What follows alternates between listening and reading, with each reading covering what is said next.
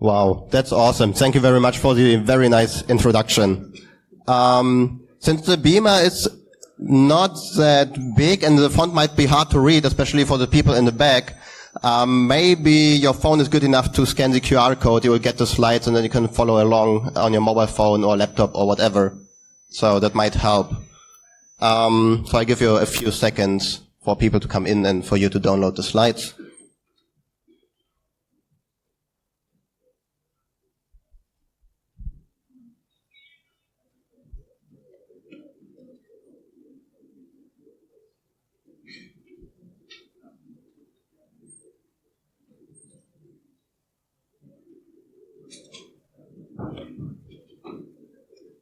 Does it work in the back?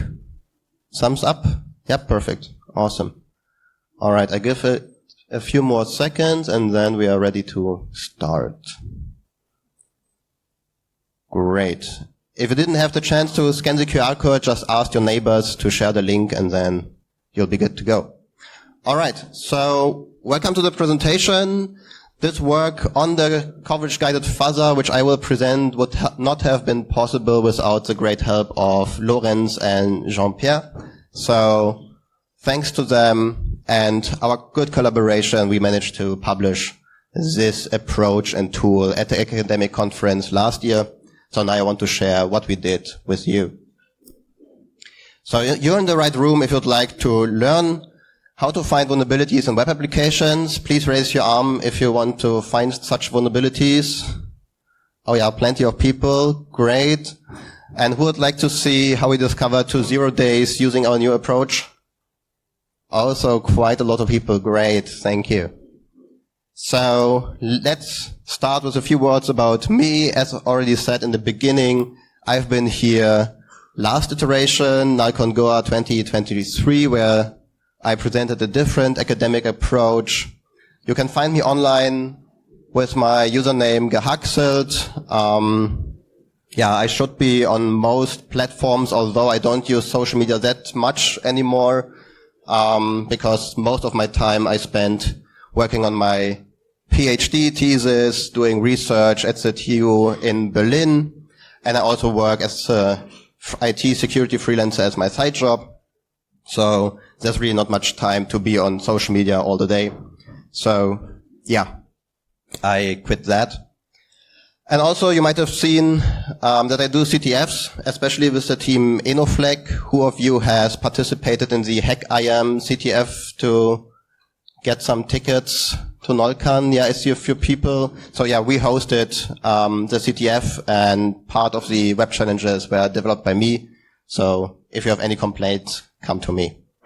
Also, I used to do bug bounties during my bachelor studies and master studies, but nowadays I don't have much time for that anymore. But still, the tool that I developed was especially also with the idea in the back of my mind to be used for bug bounty stuff. And since there's a live bug bounty running next door, you might be able to use that after the talk. So, who is familiar with fuzzing? Who knows what fuzzing is?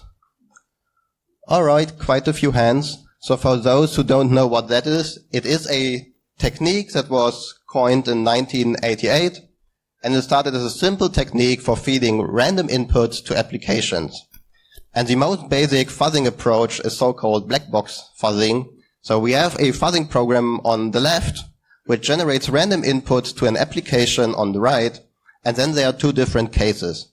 Either the application handles the random input properly and nothing bad happens, then it returns okay to the fuzzer and the fuzzer knows, well, nothing happened.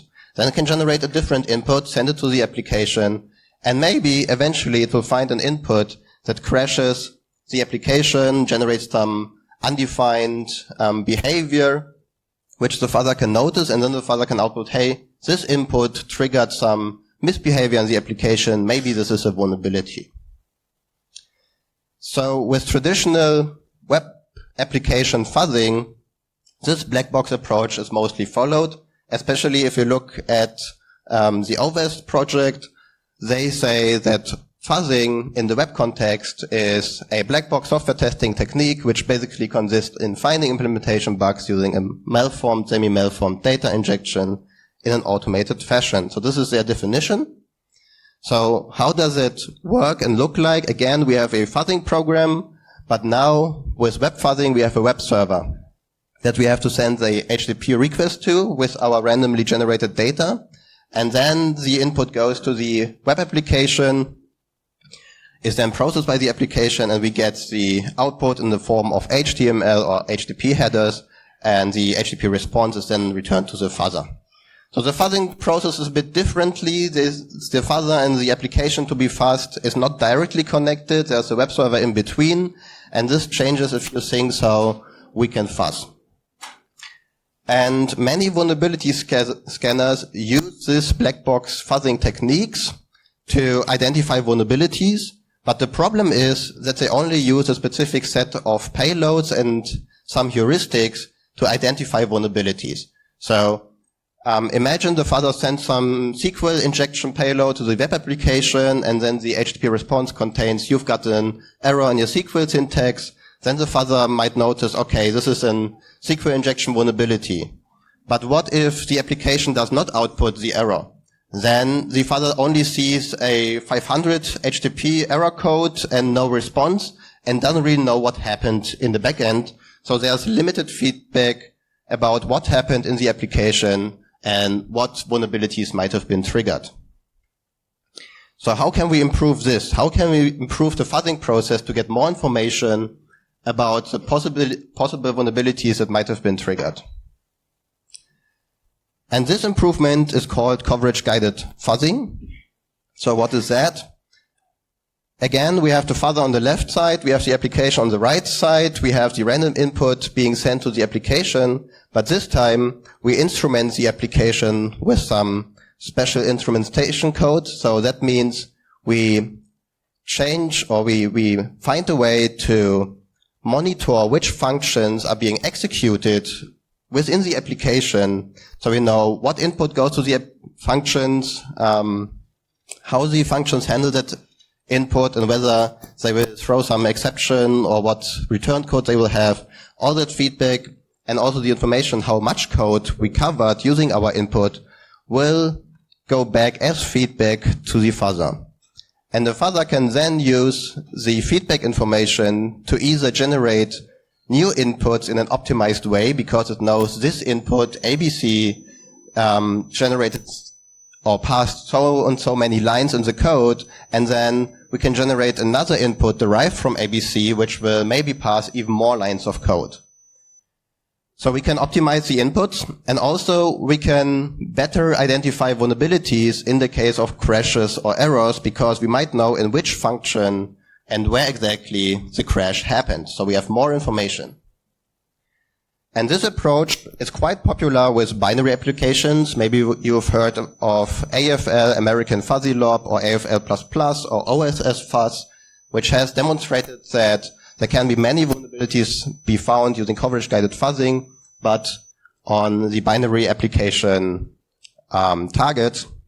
So my question was, how can we apply coverage-guided fuzzing to web applications? Is it even possible? Remember, we have the web server in between. Can we improve finding web vulnerabilities? And the answer is yes, we can do that, but there are several challenges. So let's go over the challenges that we faced implementing a coverage-guided web application fuzzer. So as you might know, a web application does not have one input of data, like with binary applications that read from standard input or standard, or some file. But web applications have different endpoints, for example, register, login, dashboard, or some static files. And each endpoint takes different sets of parameters. So the first task that we have to solve is, how can we find the endpoint and the parameters that we want to fuzz? The next challenge is then, once we found the different parameters and endpoints, how do we do the input mutation? How can we change the input to the application to trigger vulnerabilities?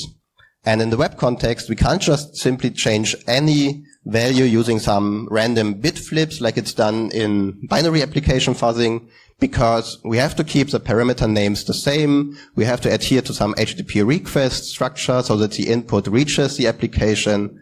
And also to trigger vulnerabilities, we might have to use some semi-structured inputs like for cross-site scripting detection or for path reversal detection, which requires some dot slashes and so on. So again, how can we solve that problem? The third challenge was the instrumentation coverage collection. With binary application fuzzing, that's quite easy. You have shared memory on your computer. You can just fork out several fuzz targets and then monitor their memory accesses, and that's pretty easy and fine. But with web applications, the fuzzer and the PHP application might not run on the same system or not even on the same process.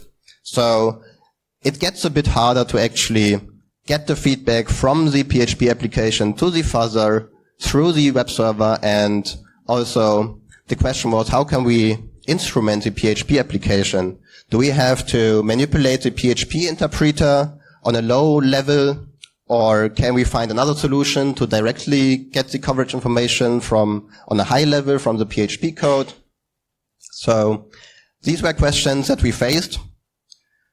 And the last challenge that we had to solve was the vulnerability detection. Let's assume we get the feedback coverage to the fuzzer. We also get the output from the HTTP response from the application.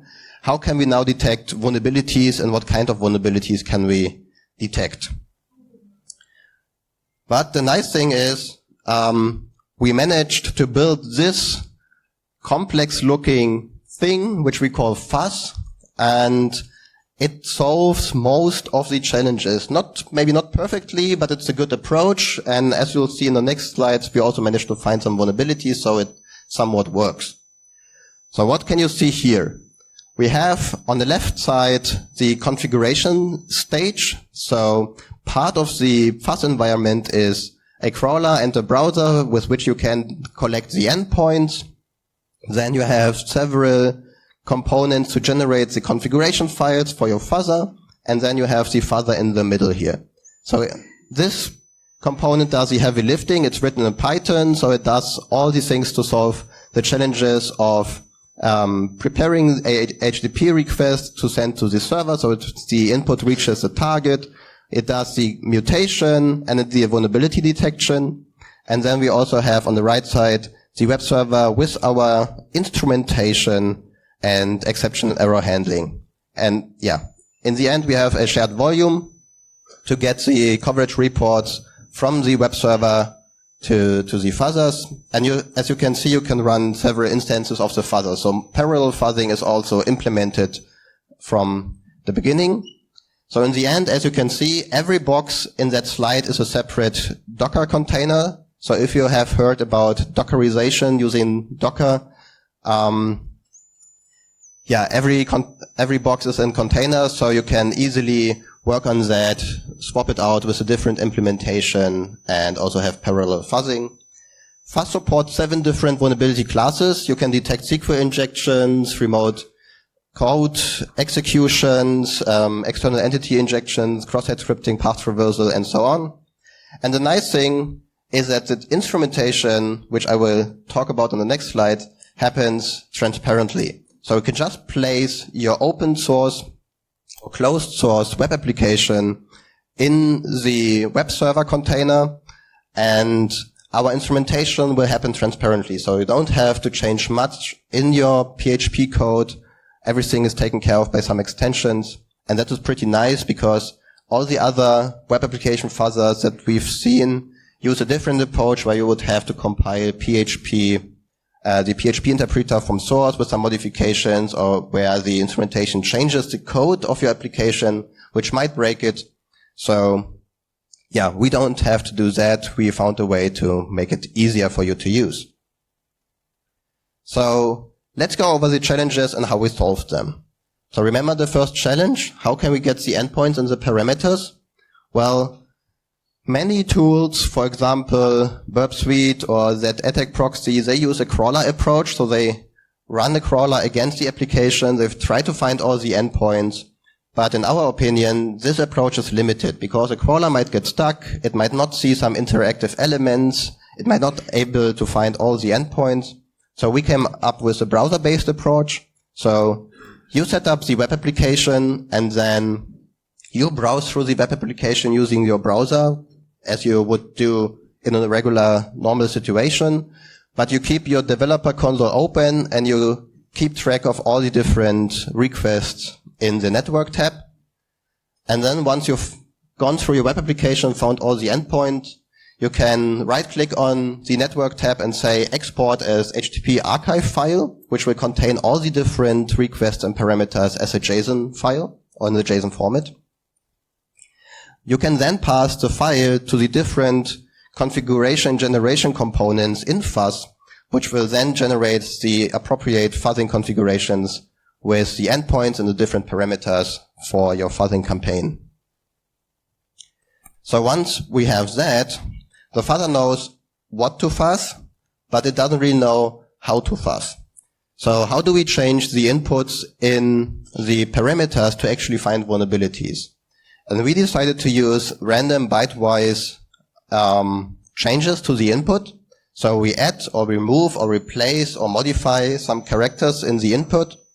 And then at chance, we also insert some vulnerability triggers for more specialized vulnerability classes like cross-site scripting or path reversal. So you can maybe read the code in here. We have a default mutator class. Again, Fuzz is modularized, so you can just simply write a new class, swap it out, and then you have maybe a better algorithm than our default one. Once the Fuzz has modified the parameters, we decided to keep a mapping of the endpoints and parameters. So imagine we have the register endpoint, which takes an email address, a password, and a username. We want to keep these parameter names, because if you wouldn't pass in the email parameter, the endpoint would just say, okay, you forgot the email parameter, I'm not doing anything, and we want the application to do something with our input so we can trigger these vulnerabilities. So we decided to keep the parameter names the same and only mutate the values. And again, how do we do that? We get the candidate, we choose one random parameter, we change a single byte in the parameter, we create a new copy, and then this is a new value to be sent by the fuzzer to the application, and this step is repeated over and over again.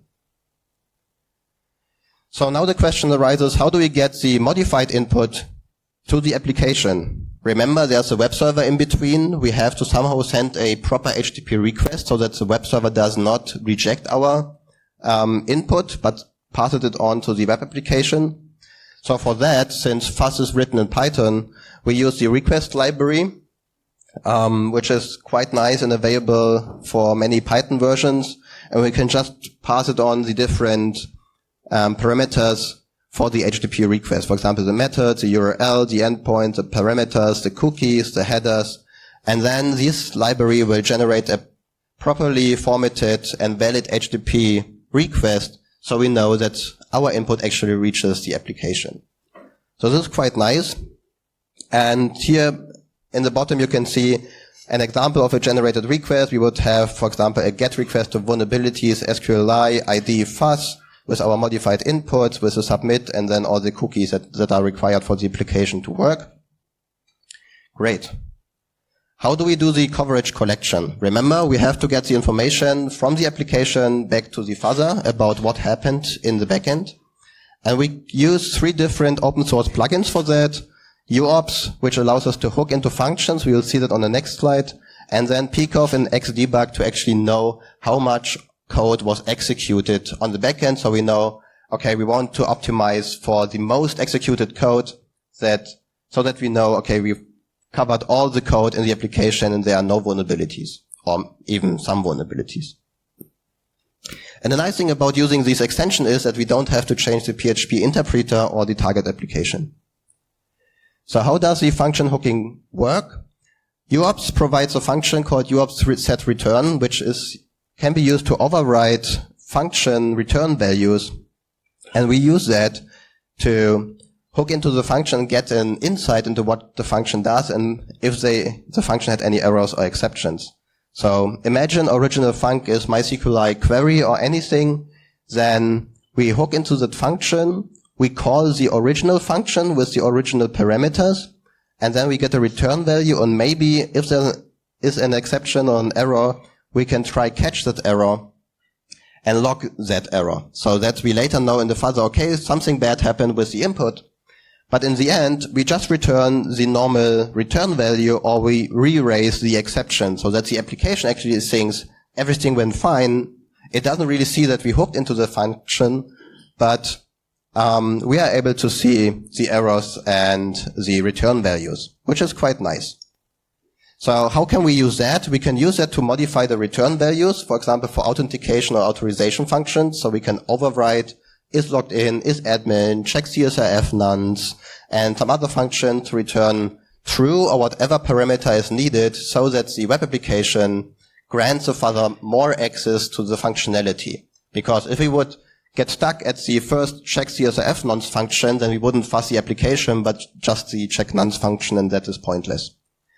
It also allows us to catch errors or exceptions which are suppressed. In PHP, you have the @ sign. If you place it in front of a function call, it will not show the exception or error. But with our function hooking approach, we can still get this error and then maybe detect some SQL injections or some other bugs.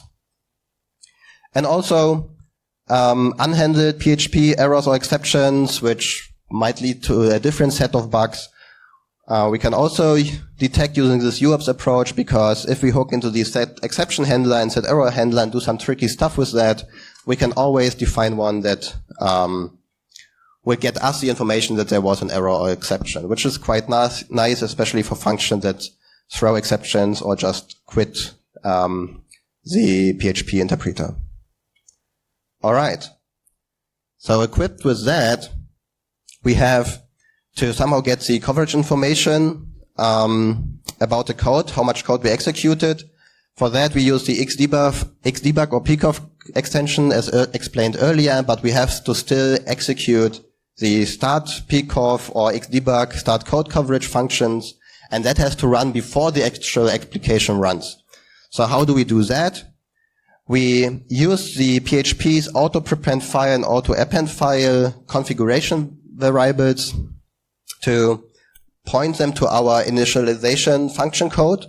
And thus we know that PHP will always execute our code first, and after that the actual application. So that way we always get the information. And then we can store the collected coverage using the provided UUID on the shared volume for the fuzzer to later retrieve, and the fuzzer can then check for vulnerabilities. And that is challenge number 4. So again, we have a class, a default class, param-based vuln checker with different vulnerability checks. For example, it uses the WFuzz cross-site scripting detection algorithm. We have a check for SQL injection for all the other vulnerability classes. If you would want to extend fuzz with different vulnerability classes, you would just implement a new class and add it to this list.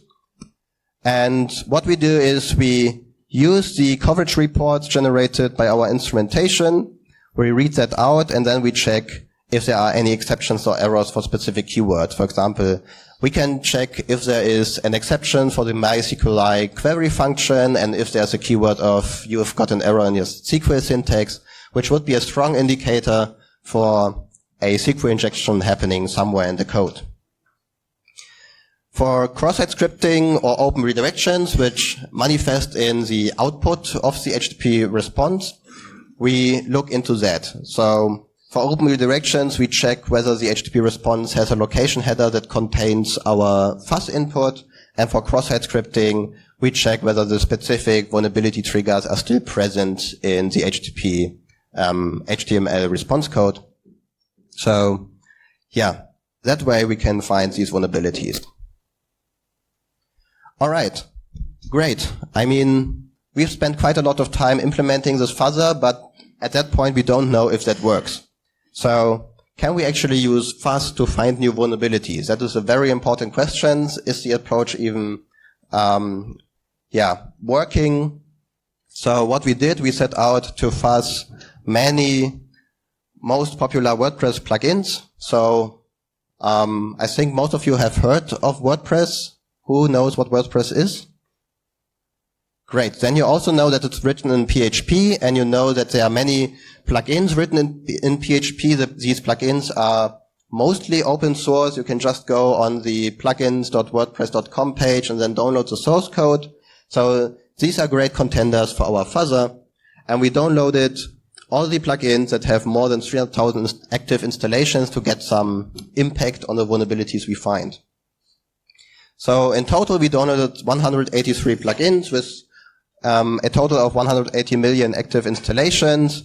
And since we can't go through the applications using our manual approach or the browser-based approach, we decided to extract all the different API endpoints from these plugins, also automatically extract all the different parameters that can be passed in through $request, $get, $post, $cookie.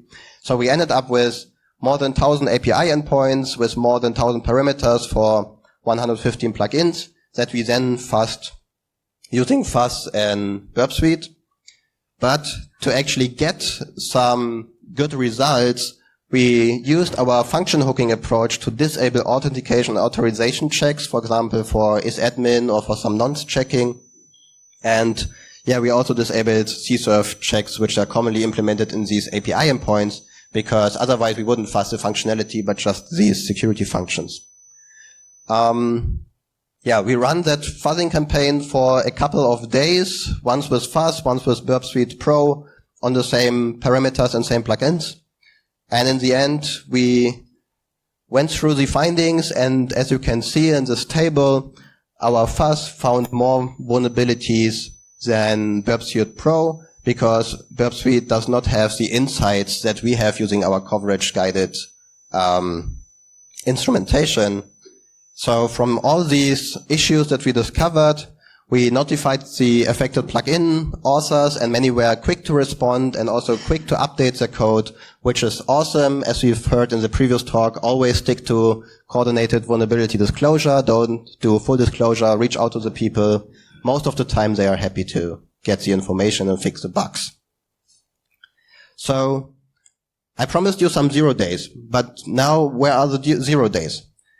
The problem with fuzz was that some of the issues that it found were not related to vulnerabilities. So since we hook into the different function on the server side, we can also notice invalid queries, for example, in SQLi functions, or file access to non-existent files without fuzz input. So actually, this is a nice thing because we can use fuzz as a debugging tool for someone's code. And yeah, maybe help fix some bugs. So we saw a lot of invalid SQL queries that the table doesn't exist. Okay. Or that, yeah, some configuration file was not accessible, and which otherwise would have led to an exception, maybe the plugin misfunctioning. So fuzz can be used as a debugging tool by developers too, which is nice. And then the issues that we discovered, which could be a security vulnerability, were actually hard to exploit. Why? Remember that we have disabled some security checks for the fuzzing campaign. So we disabled the CFF checking, the authentication, authorization checks. So without these functions, fuzz correctly identified vulnerable code paths where the fuzz input reaches a function that could be exploitable. But in the end, after validating those issues, these issues are only exploitable by authenticated administrators. And as you might know, an administrator in a WordPress installation can edit any file. They have remote code execution by design. So again, is that a vulnerability or not? That depends on the threat model. So we looked up the WordPress CNA's submission page for vulnerabilities in WordPress plugins. And then they say, for vulnerabilities that affect administrators, these are only allowed to be reported if they can be exploited in a multi-site environment. So this gave us a new idea. What kind of administrators are there in a WordPress installation? Well, it turns out in a multi-site installation, there are two kinds of administrators. So the one network administrator that manages the whole WordPress installation, and then the site administrators for each sub-site that can be created on this one WordPress installation. And these site administrators have less permissions than the full network administrators. So again, now the threat model changes. If the site administrator can somehow attack the full network administrator or the installation, then we have a valid violation of security goals and a vulnerability. So we went through all the issues that we found, and we noticed one interesting bit, namely the function isAdmin, and we just assumed isAdmin checks for admin permissions, but if you actually go into the documentation of WordPress, you can see that it says it does not check if the user is an administrator. Okay, this sounds a bit weird, but actually this function returns true if a page below the wp-admin URL is accessed. And site administrators and network administrators access files below that URL. So if isAdmin is used, a site administrator might actually be able to use the functionality, although a network administrator should be using that. So now we have a issue. And going through the findings, we noticed that there are two plugins where this can actually be abused to get a real vulnerability. So the first vulnerability that we found was in the pop-up builder plugin, which has roughly 200,000 installations right now. So I hope it did not drop in popularity due to the security vulnerability that we found. But they were also quite fast to remediate the issue. So what was the issue? As you can see, server-side request forgery and arbitrary file read. FUZZ found the arbitrary file read issue because it does not support SSRF yet. But after our manual validation, we found out that SSRF is also possible. So how does the exploit look like? For the API endpoint sgb-pb import subscriber, there's a parameter import list URL. And as you might see down here, it is vulnerable to the arbitrary file read or path reversal. We can just pass it a lot of dot slashes and then some etc passwd, and we'll get out the first line of the file. Or we could pass it some URL and have the server send a GET request there. If you'd like to see more information on the vulnerability, you can go into my blog, zeroday.work, and then you'll find more detailed write-ups of these issues.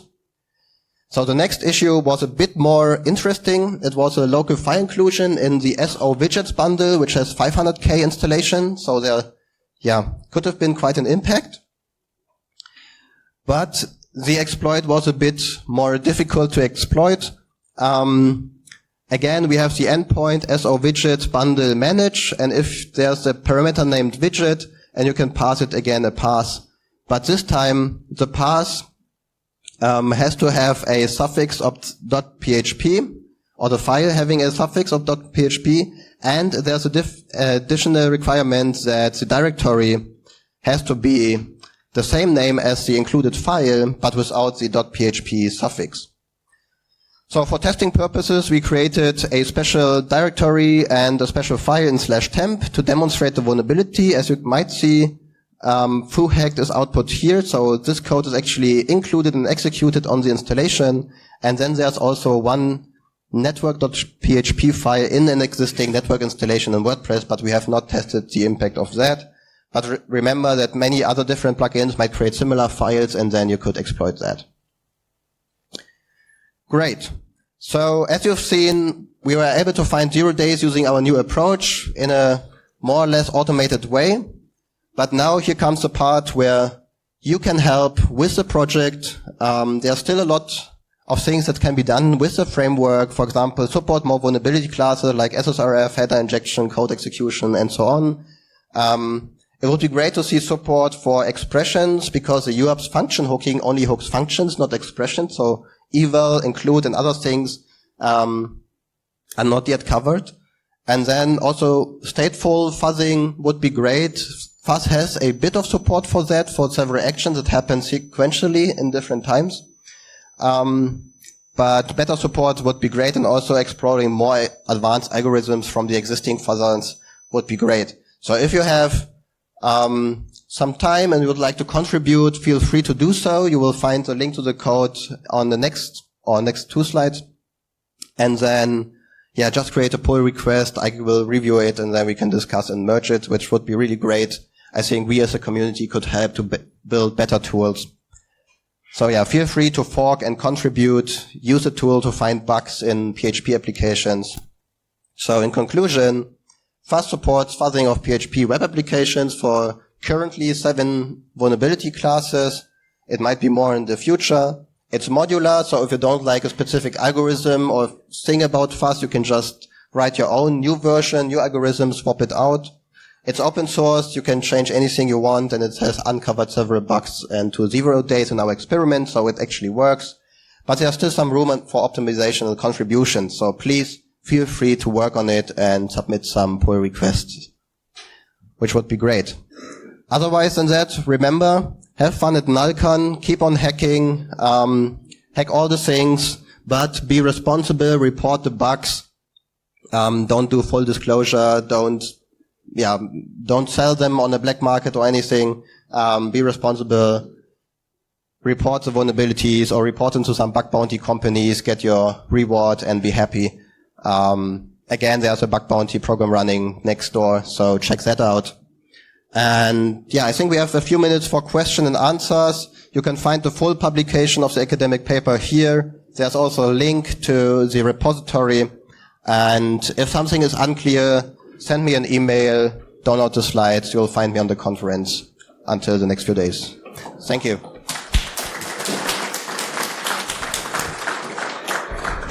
Does anyone have any question? Okay, we are short on time, so we will be covering mostly 1 or 2 questions. Hello, my name is Shivam. Thanks for the amazing talk. I have one quick question. So you compared with BurpSuite, right? So BurpSuite is typically a black box testing, right, tool. And here we are doing a source code coverage guided fuzzing. So is this a right comparison? I'm not sure. Like, what was the idea behind it? I need a mic back, maybe. No. Test. Oh yeah, great. So you're asking about black box versus coverage guidance, right? Again, black box fuzzing does not have the feedback from the application. It only sees the HTTP response, and depending on how the application is implemented, might see just a blank page and not have the information. With our coverage guided approach, you might still see a blank page, but we know what functions were executed and where the vulnerability might be. So that's the big difference. And again, for BurpSuite, yes, it does not support coverage-guided fuzzing, but we tried to use some other coverage-guided web fuzzers, but they were either unavailable or didn't really work. So, direct comparison was not really possible. Okay, thank you, folks. For any further questions, please email Sebastian or catch him offline for a discussion. And thank you, Sebastian. A huge round of applause for our speaker.